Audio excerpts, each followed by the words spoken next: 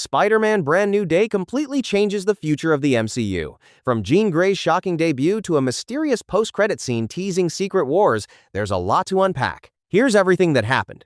The movie introduces a mysterious telepath who possesses random people while searching for something called VMAX inside DODC facilities. Later, it's revealed that this mysterious girl is actually Jean Grey. Unlike the comics, Jean isn't introduced as an X-Men member. Instead, she's shown as a frightened young woman searching for her missing sister, Sarah, after years of being hunted because of her incredible psychic abilities. While investigating the attacks, Peter Parker teams up with Detective DeWolf and Yelena Belova. During one encounter, Jean accidentally enters Peter's mind. The emotional memories of Aunt May, combined with Peter seeing MJ move on with someone else, trigger a dramatic mutation in his body. Instead of relying only on his engineered powers, Peter begins developing natural spider traits. His strength increases, his senses become sharper, and for the first time, organic webbing starts shooting directly from his wrists. Terrified by these changes, Peter seeks help from Bruce Banner. Banner warns Peter that suppressing his evolving DNA could have dangerous consequences because these new powers are becoming part of who he really is. Meanwhile, Jean continues searching for clues about her sister. During her mission, she controls multiple people across New York and even briefly possesses MJ, creating one of the film's most emotional moments as Peter struggles to fight someone he cares about without hurting her. As Peter investigates DODC files, he discovers the heartbreaking truth.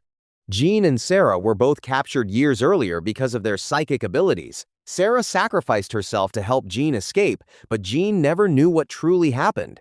The film quietly references classic X-Men history by revealing Sarah as Jean's older sister, a detail longtime comic fans immediately recognized. Throughout the movie, Marvel never actually calls Jean a mutant, or even mentions the X-Men. Instead, characters simply describe people like her as special.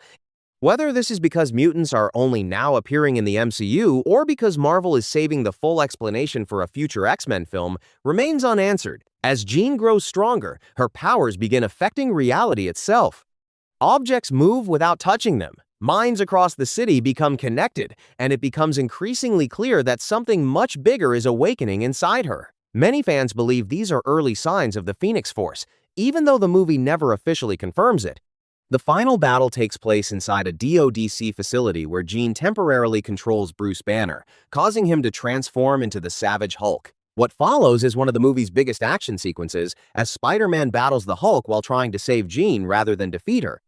Eventually, Peter manages to temporarily suppress her powers, but soon discovers an even darker secret. The DODC had been experimenting on Jean's brain all along, hoping to copy her psychic abilities into controllable weapons. Even worse, Sarah had already died during those experiments. The clue Jean had been searching for wasn't a person named VMAX at all. It was simply a message pointing toward an air vent labeled Vent Max, the only possible escape from her prison. Realizing the truth completely breaks Jean emotionally. Her psychic energy explodes across New York, freezing thousands of people as her powers spiral out of control. Instead of attacking her, Peter chooses compassion. He willingly allows Jean into his own memories, where she experiences one of Peter's happiest moments with Aunt May. May tells her that people may fear her because she's different, but that doesn't define who she is. For the first time in her life, Jean feels accepted. That emotional connection calms her powers and saves the city.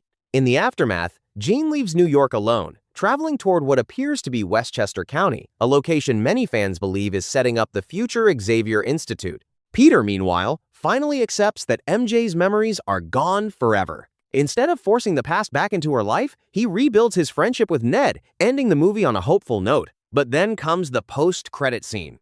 Ned's spider tracker suddenly detects Spider-Man in Queens before zooming far beyond Earth into space. A strange red and multicolored glitch appears, followed by a second signal. The tracker simply announces, "Location found." Then the screen cuts to black. So, what does it mean? The first possibility is that Peter has somehow been transported to the developing Battleworld, the location expected to become the main setting of Avengers, Secret Wars. The second theory connects the glitching effect to Sony's Spider-Verse movies, suggesting another Spider-Man from a different universe has entered the MCU. The third, and perhaps most exciting theory, is that Ned has unknowingly detected another Peter Parker from an alternate reality. Remember, No Way Home already showed that Ned possesses magical talent and successfully opened portals to Tobey Maguire and Andrew Garfield's Spider-Man.